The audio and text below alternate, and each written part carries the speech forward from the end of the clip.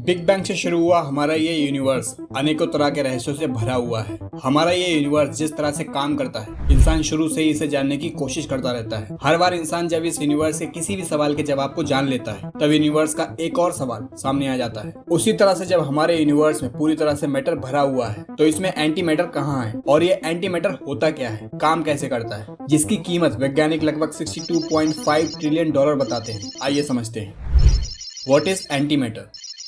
दोस्तों, इस यूनिवर्स की हर चीज का अपोजिट मौजूद है। ठीक उसी तरह से एंटी मैटर आम मैटर का बिल्कुल अपोजिट होता है। जैसे मैटर एटम्स और पार्टिकल से बना होता है, वैसे ही एंटी मैटर में भी एटम्स और पार्टिकल होते हैं। लेकिन एंटी मैटर में एटम्स के पार्टिकल की संख्या और जगहें अलग होती हैं। एक आम मैटर के बीच में न्यूट्रॉन और प्रोटॉन होते हैं और इलेक्ट्रॉन उन्हें ऑर्बिट करते हैं, जबकि एंटी मैटर के बीच में नेगेटिव चार्ज के साथ एंटी प्रोटॉन और एंटी न्यूट्रॉन होते हैं, जिन्हें पॉजिटिव चार्ज वाले पॉजिट्रॉन ऑर्बिट करते हैं। जब नॉर्मल मैटर और एंटी मैटर के पार्टिकल्स आपस में टकराते हैं, तो ये पूरी तरह से खुद को खत्म कर देते हैं और एक 100% प्योर एनर्जी निकलती है, जैसे गामा रेज, न्यूट्रिनोस या कभी कभी एंटी पार्टिकल्स बन जाते हैं। इस टक्कर से बने एंटी पार्टिकल्स अलग अलग अनुपात में बनते हैं। साथ ही इससे निकलने वाली एनर्जी का ज्यादातर हिस्सा हाइनाइट रेज के रूप में निकलता है। और इस टक्कर में कितनी मात्रा में एनर्जी निकलती है, यह हमें एल्बर्ट आइंस्टाइन की मास एनर्जी इक्वेशन से पता चलता है। उनका कहना था कि मास को एनर्जी में बदला जा सकता है और एनर्जी को मास में बदला जा सकता है। जब मास एनर्जी में कन्वर्ट होता है, तो उससे निकलने वाली एनर्जी उसके टोटल मास के प्रोपोर्शनल होती है। वेल, अगर आपको मास क्या होता है, मैटर क्या होता है, इसकी जानकारी चाहिए तो पिछली वीडियोस को जरूर देखें। लिंक आपको डिस्क्रिप्शन में भी मिल जाएंगे। खैर, 1 मिलीग्राम एंटी मैटर भी 4 न्यूक्लियर बॉम्ब की जितनी ताकत रखता है, जो मैटर से मिलते ही प्रतिक्रिया करता है। जिस तरह से हमारी इस दुनिया को बनाने के लिए पार्टिकल्स आपस में जुड़ते ही जाते हैं, ठीक उसी तरह से एंटी पार्टिकल्स से जुड़कर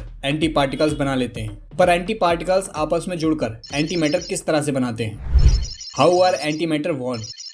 दोस्तों, एंटी मैटर का मॉडर्न सिद्धांत क्वांटम फिजिक्स से आया है। साल 1928 में पॉल डिरैक ने नोटिस किया कि श्रोडिंगर का वेव इक्वेशन ऐसे पार्टिकल की भविष्यवाणी करता है जो पूरी तरह से उस पार्टिकल का अपोजिट पार्टिकल होगा। आप इसे इस तरह से समझ सकते हैं, जब एक पॉजिट्रॉन जो इलेक्ट्रॉन का ही एंटी पार्टिकल होता है, वो जब एंटी प्रोटॉन यानी प्रोटॉन के एंटी प्रोटॉन से जुड़ता है, तो वो मिलकर एंटी हाइड्रोजन बना लेता है। इसी तरह से दूसरे एंटी मैटर का निर्माण होता है। हम कह सकते हैं कि हो सकता है कि जिस तरह से हमारे यूनिवर्स को बनाने के लिए पार्टिकल जुड़कर मैटर बनाते हैं, ठीक उसी तरीके से एंटी पार्टिकल्स जुड़कर एंटी मैटर बनाते हैं। और इस दौरान बना एंटी मैटर आपस में जुड़कर एक नई एंटी मैटर दुनिया को जन्म दे सकता है। वैज्ञानिकों का मानना है कि हम अपनी दुनिया में जितनी भी तरह के मैटर को जानते हैं, उन सभी मैटर का एक एंटी मैटर जरूर होता है। इसका सीधा सा मतलब है कि आज हमारे पास जितना भी मैटर मौजूद है, ठीक उतना ही एंटी मैटर होना चाहिए। लेकिन जब हम यूनिवर्स को अच्छे से देखते हैं, तो हमें पता चलता है कि यहाँ एंटी मैटर मौजूद ही नहीं है, क्योंकि हमारा ये पूरा यूनिवर्स मैटर से भरा हुआ है। अब ये सबसे बड़ा सवाल है कि जब मैटर की दुनिया मौजूद है, तो एंटी मैटर की दुनिया क्यों नहीं है? Is anti matter an illusion?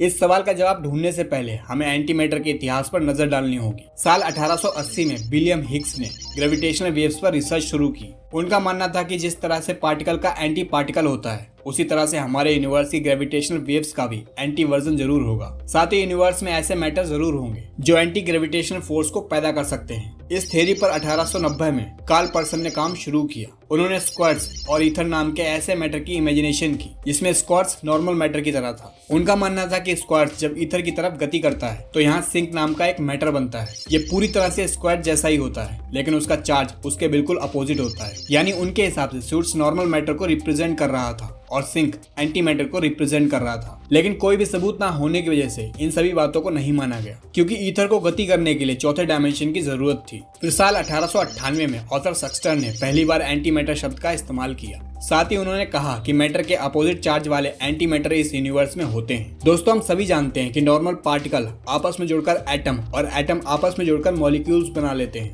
बाद में यही मॉलिक्यूल्स जुड़कर मैटर बना लेते हैं और ये मैटर आपस में जुड़कर हमारी दुनिया को अस्तित्व में लाते हैं। जिस तरह से नॉर्मल पार्टिकल इस दुनिया को बनाते हैं, ठीक उसी तरह से एंटी पार्टिकल्स जो नॉर्मल पार्टिकल के चार्ज से बिल्कुल अपोजिट होते हैं, वो आपस में जुड़कर एंटी पार्टिकल्स बना लेते हैं। और इसी तरह से ये प्रोसेस आगे सेम फॉलो करके एंटी पार्टिकल वाली दुनिया बना सकते हैं। जाते हैं। और ऐसी संभावना भी है कि हमारे यूनिवर्स के अलावा एक ऐसा यूनिवर्स भी हो जो एंटी मैटर से बना हो, पर यह हमें खत्म भी कर सकता है, क्योंकि एंटी पार्टिकल्स जैसे ही आम पार्टिकल से मिलता है तो वो खुद का ही अस्तित्व खत्म कर देता है और एक 100% प्योर एनर्जी निकलती है। यानी पार्टिकल और एंटी पार्टिकल की टक्कर से दोनों को ही खत्म होना पड़ता है। पर हमारे यूनिवर्स में मैटर की संख्या ज्यादा होने की वजह से हमारा ये यूनिवर्स बना। अब मैटर की संख्या क्यों ज्यादा थी?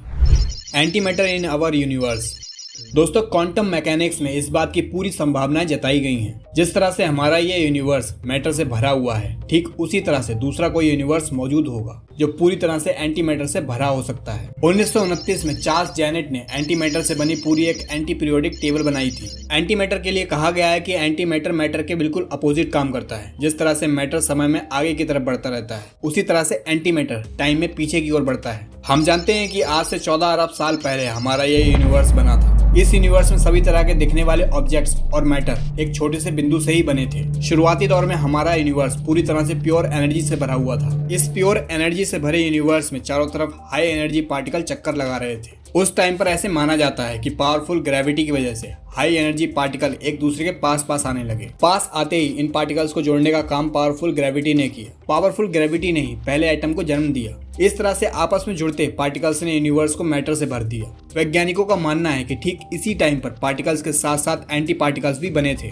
साथ ही उन्होंने कहा कि इस यूनिवर्स में जब हाई एनर्जी पार्टिकल्स आपस में टकराते हैं तो इस कारण से एंटी पार्टिकल्स बनते हैं, लेकिन विस्फोट की वजह से इनकी संख्या बहुत कम होती है और बनते ही आसपास मौजूद मैटर से टकरा जाते हैं। क्योंकि यूनिवर्स में मैटर की संख्या ज्यादा है, मैटर के बाद एटम्स के बनने का दौर शुरू होता है। लेकिन ये एटम होते क्या हैं, ये जानेंगे हम नेक्स्ट वीडियो में। अगर आपको ये वीडियो पसंद आई तो वीडियो को लाइक कीजिएगा और इस सीरीज की सारी वीडियोस को जरूर देखिएगा। ऐसी इंटरेस्टिंग वीडियोस को देखने के लिए चैनल को सब्सक्राइब कर लें।